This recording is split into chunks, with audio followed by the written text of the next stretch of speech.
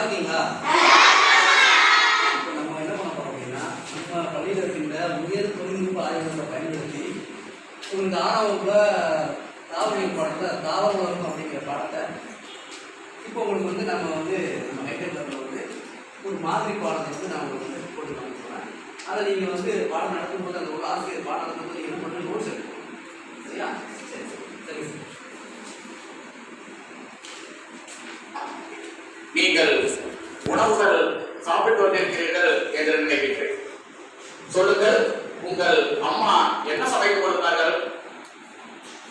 சாதமும் சாப்பாடும் வைத்து கொடுத்தார்களா? சரி, நீங்கள் உண்ண சாதம் அரிசி சாதம் அல்லவா? அந்த அரிசி எதிலிருந்து கிடைக்கின்றது?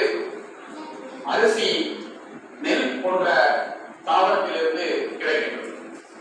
அதே போல் சாம்பார் வைக்கும் பொழுது பலவிதமான காய்கறிகளை உங்கள் அம்மா பயன்படுத்தி இருப்பார்கள் அல்லவா? அதை ஒவ்வொன்றாக உங்களால் கூற முடியுமா?